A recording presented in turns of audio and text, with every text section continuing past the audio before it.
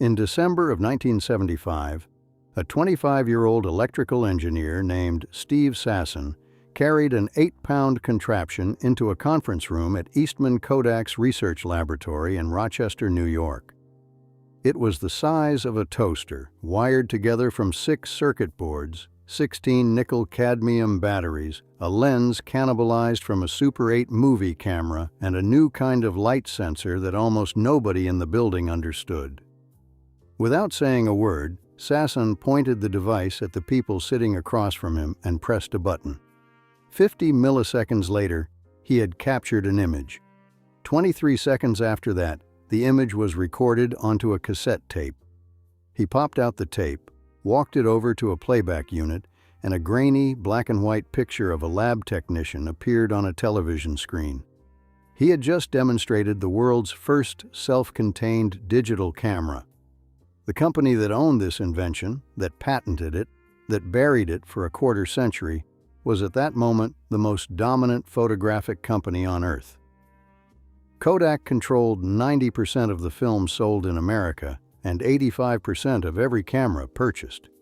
27 years later, the technology born in that conference room would destroy them. But to understand how a company could invent the future and then refuse to live in it, you have to start with a man who did the opposite. A man who saw a world that didn't exist yet and willed his company into it before anyone else understood what he was building. George Eastman was born in 1854 in Waterville, New York, a small town about 20 miles from Utica. When his father died in 1862, George was 8 years old. His mother was left with almost nothing. By 14, he had dropped out of school to support her and his 2 older sisters, taking a job as an office boy at an insurance company for $3 a week. He moved up to clerking at a bank, earning $1,500 a year, and might have lived out a quiet life in finance if not for a trip he never took. In 1877, planning a vacation to Santo Domingo, a colleague suggested he bring a camera. Eastman bought a photographic outfit: camera, tripod, glass plates, chemicals, a darkroom tent, for $94, which was more than a month's salary. The equipment weighed close to 50 pounds. He never went to Santo Domingo, but the absurdity of what it took to make a photograph lodged in his mind, and it never left. He began experimenting at night in his mother's kitchen, trying to develop a dry plate coating process that would eliminate the need for photographers to mix their own chemicals on the spot. Within 3 years, by 1880, he had invented and patented a machine that could coat dry plates in quantity. He leased the 3rd floor of a building on State Street in Rochester and started manufacturing them for sale. One of his first purchases was a second-hand engine, priced at $125.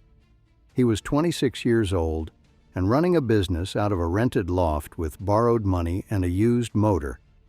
What happened next was the partnership that made everything possible.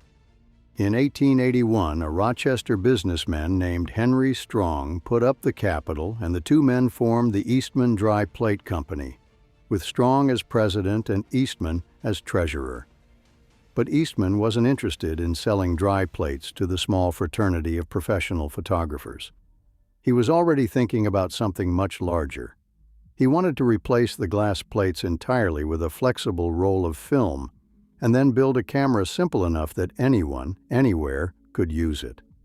In November of 1889, the company reorganized with a capitalization of $1 million and 10,000 shares of stock at $100 each. An early investor who put up $10,000 collected over $47,000 in dividends and saw the value of that stake rise to more than $200,000 within a decade. Eastman was becoming an expert in corporate finance, and he handled things personally. When London bankers refused to underwrite a large stock offering because they thought he was a dreamer, he managed it himself. The offering was oversubscribed. Eastman had a gift for knowing when to trust his own judgment and ignore the people who were supposed to know better. By 1888, he had built what he'd been imagining. The first Kodak camera was a wooden box, preloaded with enough film for 100 exposures, sold for $25. After you shot all 100 pictures, You mailed the entire camera back to Rochester. For $10, Kodak developed your prints and sent the camera back loaded with fresh film. The slogan was 6 words that changed an industry. You press the button, we do the rest. The following year, Eastman hired a chemist named Henry Reichenbach to develop a transparent, flexible film. That film didn't just make amateur photography practical. Thomas Edison adapted it for the motion picture camera he was building. Kodak film helped create the movies. The name itself was pure invention. Eastman liked the letter K. He once said it seemed strong and incisive. He and his mother sat together with a set of anagram tiles and assembled combinations until they landed on a word that was short, easy to pronounce in any language, and meant absolutely nothing. Kodak.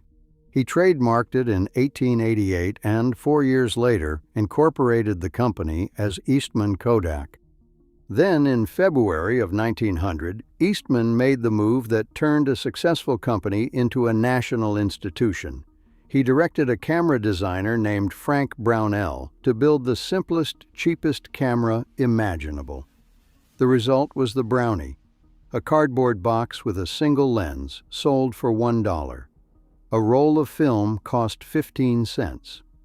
Named after the fairy tale characters created by Canadian illustrator Palmer Cox, the Brownie was marketed directly to children, with advertisements in popular magazines and packaging decorated with whimsical elves.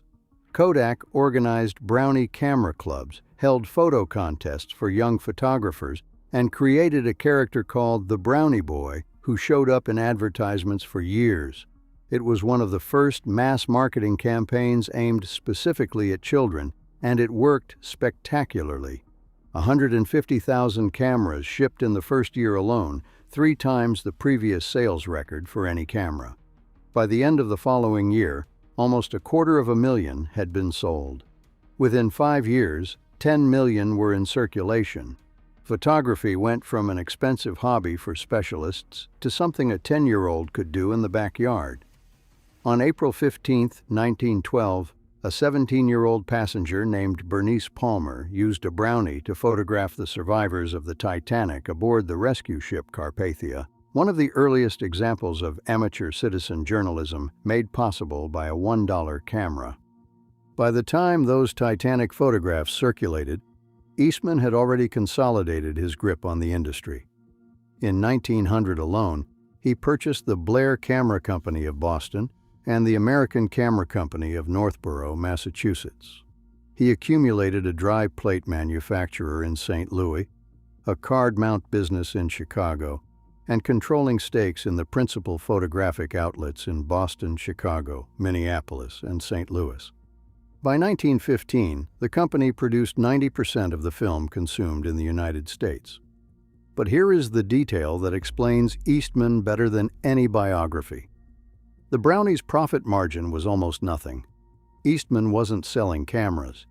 He was selling the film that went inside them, the processing that developed the pictures, the paper that printed them. The camera was the razor. The film was the blade. And Kodak controlled every step. Manufacturing the cameras, producing the film, processing the negatives, printing the photographs. It was a closed system. And once you were in it, every picture you took for the rest of your life put money in Eastman's pocket.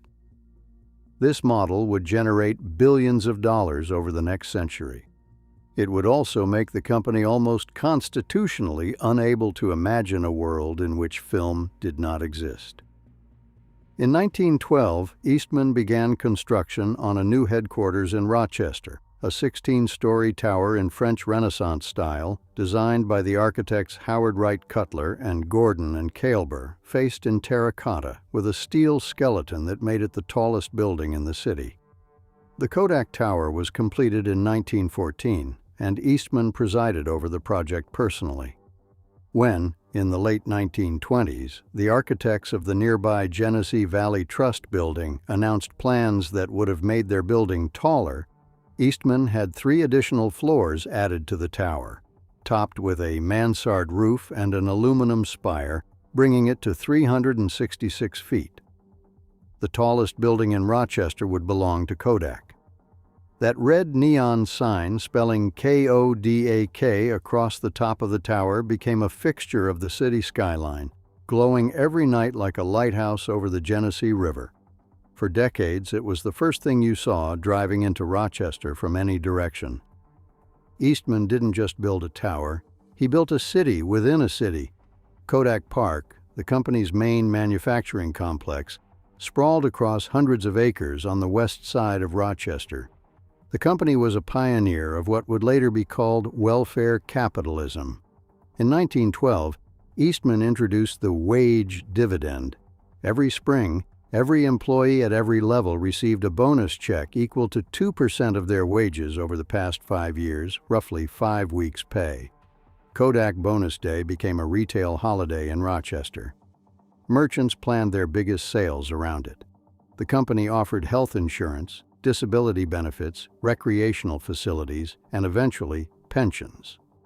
A system of family hiring meant that children followed parents into the factory, generation after generation. A job at Kodak was not just employment, it was membership in a community that would take care of you for life. And Eastman gave his fortune away.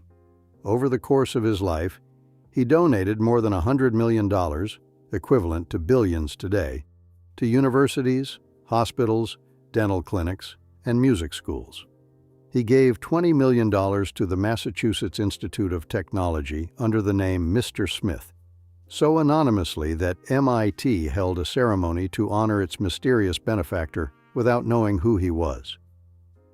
Eastman attended, applauding alongside everyone else. He endowed the Eastman School of Music and the University of Rochester's medical school. He funded dental clinics across Europe. In Rochester, his name was on buildings, parks, concert halls, hospitals. The city and the company were inseparable. In 1925, Eastman formally retired from day-to-day management, though he stayed on the board. By the late 1920s, he had been diagnosed with a progressive and irreversible spinal disease. On March 14, 1932, George Eastman took his own life. He left a note for friends. It read, "My work is done. Why wait?" The company he left behind was already the most powerful name in photography, but it was about to enter a golden age that would have astonished even Eastman. In 1935, 2 musicians turned scientists, Leopold Godowsky Jr., a concert violinist, and Leopold Mannes, completed years of work at Kodak Research Laboratories on a 3-color film that produced images of extraordinary vibrancy and accuracy. They had been working on color processes since 1916, when a disappointing color movie convinced them they could do better. Kodak called the result Kodachrome. It was the first commercially successful color film, and it was beautiful, rich, saturated, with a quality of light that photographers would spend the next 70 years trying to describe. The first rolls hit the market as 16mm movie film in April of 1935, followed the next year by 35mm for still cameras at $3.50 a roll, about $54 in today's money. Kodachrome captured the pages of National Geographic, the coronation of Elizabeth II, the surface of the moon, and eventually that haunting 1984 portrait of an Afghan girl with green eyes that became one of the most reproduced photographs in history. For decades, if you wanted to shoot color film, you shot Kodachrome, and you sent it to Kodak for processing because only Kodak could process it. When the Department of Justice ruled in 1954 that this arrangement was an antitrust violation, Kodak agreed to license the processing to independent labs. But by then, the ecosystem was so deeply established that it barely mattered. The habit was set. You bought Kodak, you shot Kodak, you processed Kodak. There was another side to Kodak's empire that most Americans never saw. During the First World War, Kodak founder George Eastman had resolved that his company would never again depend on raw materials from foreign suppliers. That resolve led Kodak into industrial chemistry, manufacturing its own methanol, acetic acid, and acetone. By the Second World War, Kodak was supplying the American military with aerial reconnaissance film, and it continued doing so for decades afterward. At the company's Hawkeye plant in Rochester, a classified Cold War operation ran from 1955 through the late 1990s. Reconnaissance film shot by U-2 and SR-71 spy planes arrived at the Rochester airport, was trucked to the plant in unmarked vehicles, and developed and processed by Kodak workers who knew they could never talk about what they saw. The images were sent to the government's National Reconnaissance Center for analysis, looking for Russian tanks, munitions factories, troop movements. Hundreds of Kodak employees held security clearances and lived double lives, going home each evening to families who had no idea what their work actually involved. It was one of the most significant civilian contributions to American intelligence in the Cold War, and it happened in a building a few minutes' drive from the Kodak Tower. In the consumer market, the post-war boom made everything bigger. Annual sales passed $1 billion in 1962 and $2 billion by 1966. In 1959, Kodak released the Starmatic, the first automatic Brownie camera, which sold 10 million units within 5 years. Then, in 1963, Kodak launched the Instamatic, a camera so simple that loading it required nothing more than dropping a plastic film cartridge into the back. No threading, no alignment, no fumbling. The design had been in development since the early 1950s under Project 13, an internal initiative to build a camera that was completely foolproof in every aspect of its operation. The Instamatic sold more than 50 million units by 1970, and some estimates put the total run at over 70 million. For the price of a nice dinner, an American family could own a camera that worked every time, and for the next decade, their vacations, birthdays, graduations, and backyard barbecues would be recorded on Kodak film, printed on Kodak paper, slipped into photo albums that would sit on shelves for the rest of their lives. By the mid-1970s, Kodak held 90% of the American film market and 85% of camera sales. The company employed 60,000 people in the Rochester area alone. Globally, the workforce would peak at 145,000 in 1988.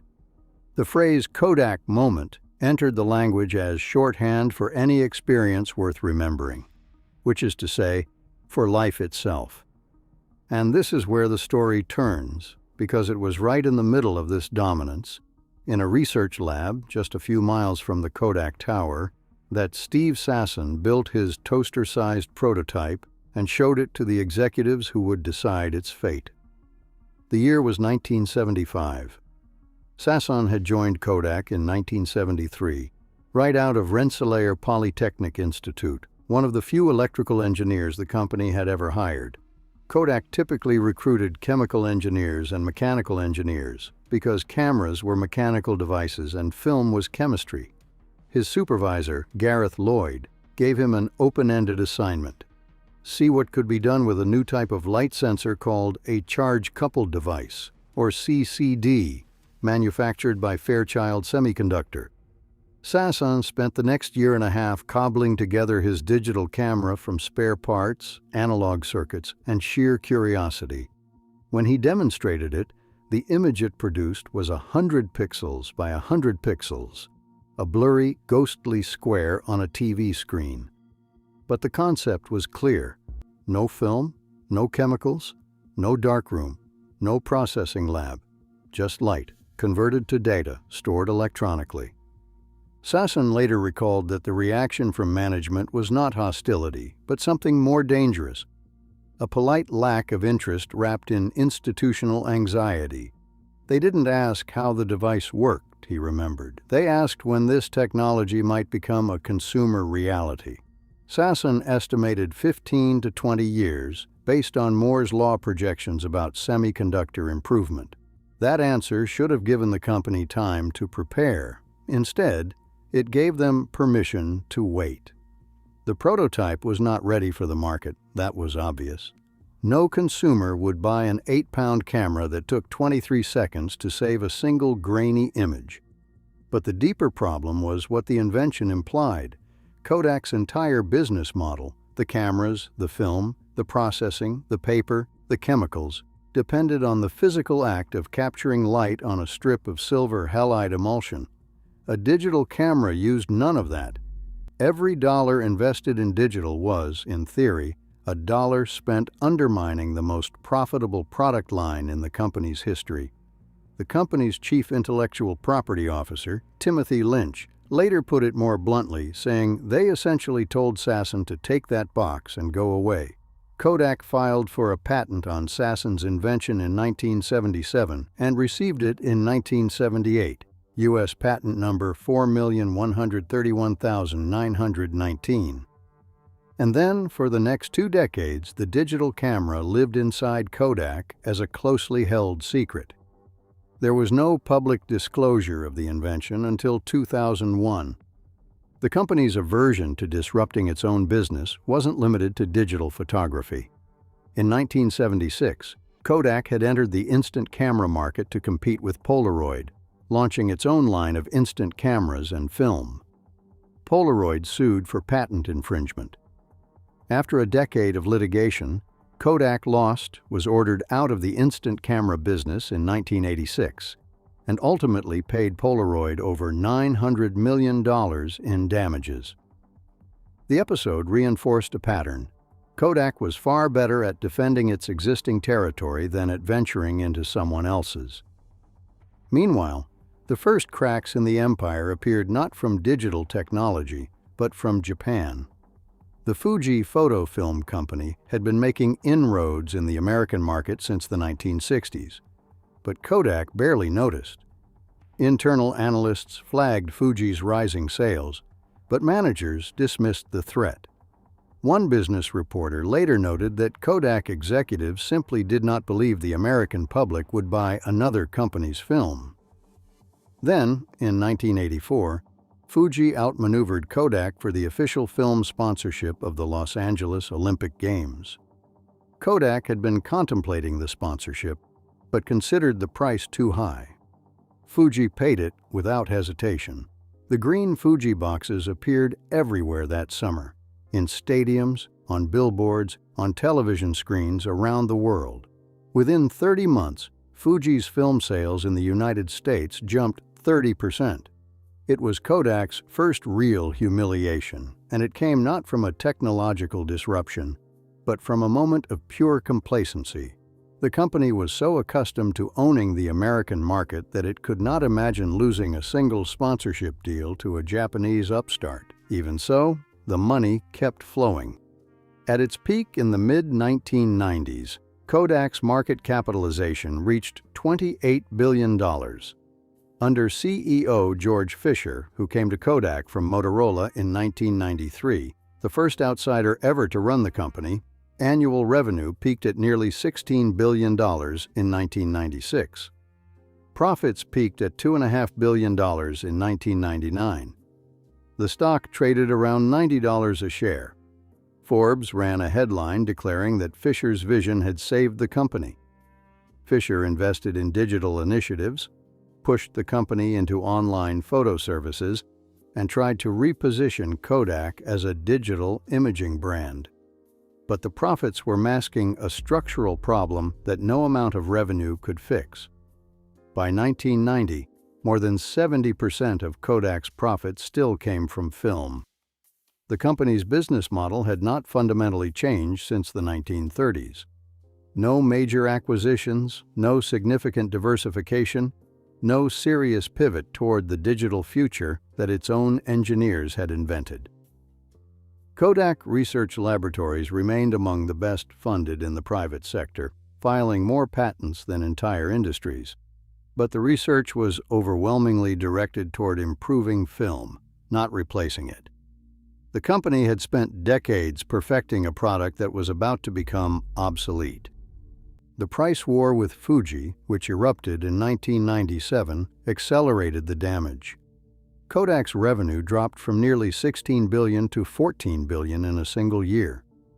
Net earnings collapsed from $1.3 billion to $5 million, a decline of more than 99%. Fuji's market share in the United States rose from 10% to 17%.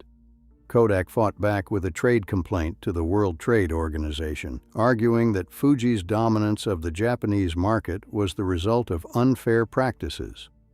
In January of 1998, the WTO issued what was described as a sweeping rejection of Kodak's case.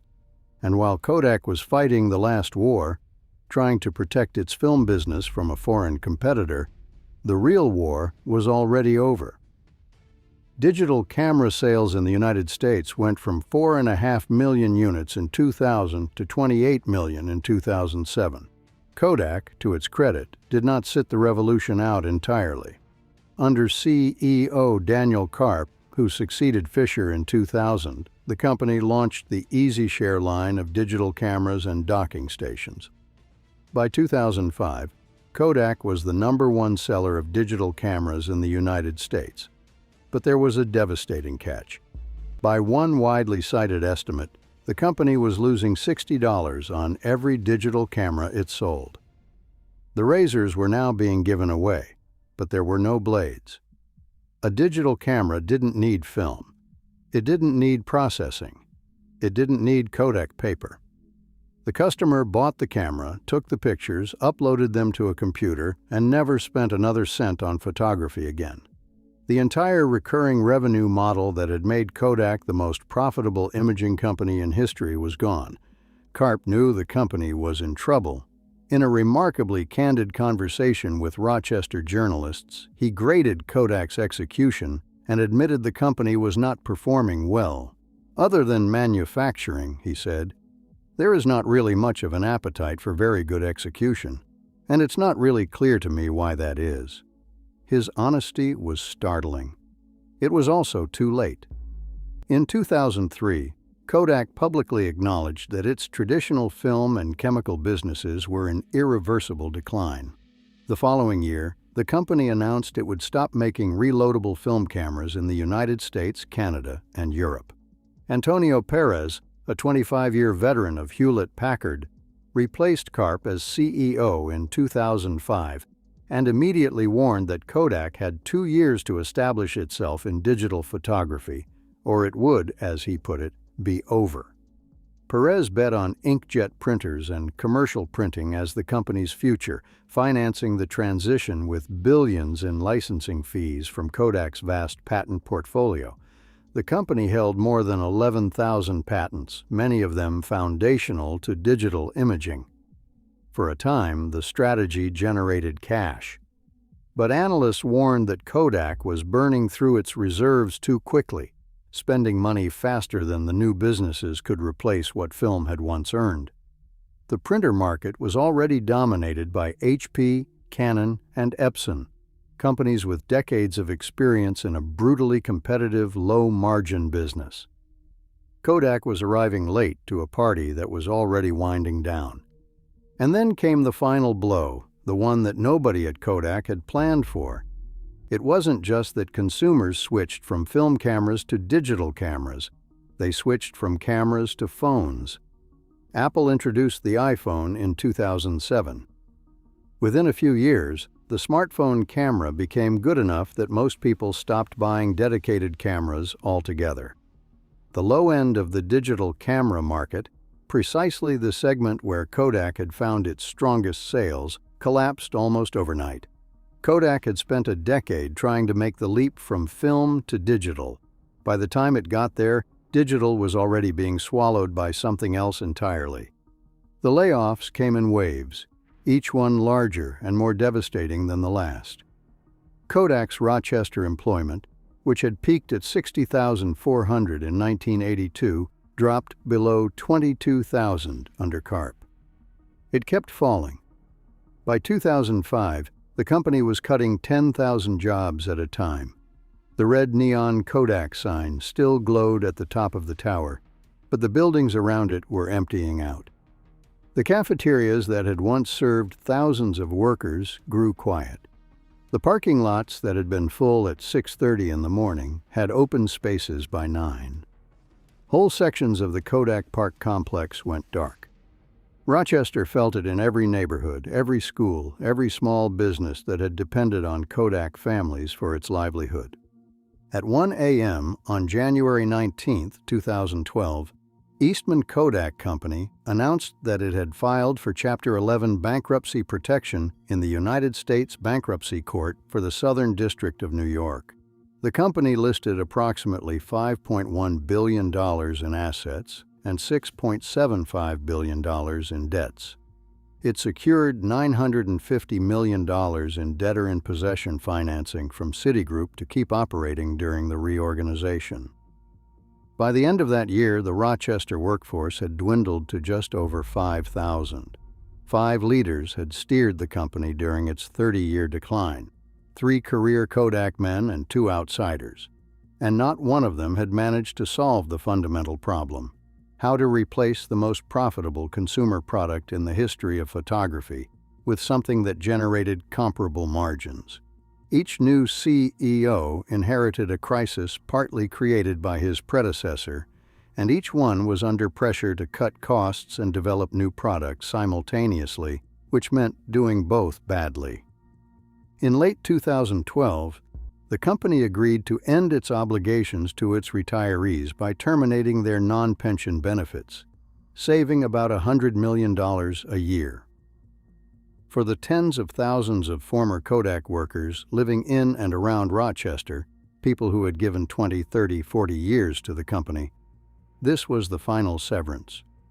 The implicit promise of welfare capitalism, the covenant that George Eastman had established more than a century earlier, was dissolved in a bankruptcy filing. The city that Kodak had built, the schools and arts institutions and hospitals that Kodak money had funded, the neighborhoods where Kodak families had bought homes with Kodak paychecks, all of it was left to find new sources of support. The bankruptcy's cruelest irony lay in Kodak's patents. The company still owned thousands of them, including, of course, the foundational patents on digital imaging technology that Sasson had pioneered. Kodak's advisors valued the digital capture portfolio alone at somewhere between $2.5 and $4.5 billion. That portfolio was the company's last great asset, its ticket out of bankruptcy and back to viability. In late 2012, roughly 1,700 patents and 655 patent applications sold for $94 million, less than a 50th of what the company had hoped. The remaining 20,000 patents were licensed to a consortium of 12 leading technology companies for $433 million, severely restricting any future earnings from them. The technology Kodak had invented, suppressed, and ultimately been destroyed by was sold off for a fraction of its value while the company was on its knees. One more number makes the point. In April of 2012, as part of its bankruptcy restructuring, Kodak sold Ophoto, its online photo-sharing platform, for less than $25 million. That same month, Facebook purchased Instagram for $1 billion. Kodak emerged from bankruptcy in September of 2013, a radically diminished company. It had shed its consumer businesses, its film operations, its photo processing legacy. What remained was a commercial imaging and printing company focused on packaging, graphic communications, and specialty chemicals. The new Kodak employed roughly 4,000 people worldwide. At its peak, it had employed 145,000. The stock, which had once traded at $95 a share, had fallen to 15 cents before the bankruptcy filing. The old shares were wiped out entirely in the restructuring. The new shares that emerged traded in single digits. In 2020, the company briefly made headlines when the Trump administration announced a $765 million loan to help Kodak manufacture pharmaceutical ingredients, a strange late chapter for a photography company. The deal was put on hold amid insider trading allegations and regulatory scrutiny. It was, somehow, a fitting coda. Even Kodak's attempt at reinvention became a controversy. In 2009, the year Steve Sasson retired, Kodak discontinued Kodachrome, the iconic film that had been in continuous production for 74 years. The last roll was ceremonially donated to the George Eastman Museum. By then, only one photo lab in the world could still process it: Dwayne's Photo, a small shop in Parsons, Kansas, handling a few hundred rolls a day. The final roll of Kodachrome was shot by the photographer Steve McCurry, the same man who had shot the Afghan girl portrait, and the last frame on the last roll was processed on December 30, 2010. The oldest surviving brand of color film was gone. Steve Sasson, the man who built the first digital camera, retired from Kodak in 2009 after 36 years at the company. He had never left. He had spent his entire career at the same company, watching it struggle with the implications of his own invention. In that same year, President Obama awarded him the National Medal of Technology and Innovation. 2 years later, he was inducted into the National Inventors Hall of Fame. The prototype he built in 1975, the toaster-sized device with the Super 8 lens and the cassette tape, now sits in the Smithsonian's National Museum of American History. It is, by any measure, one of the most consequential inventions of the 20th century. The company that owned it filed for bankruptcy 37 years after it was built, undone by the very revolution it had started.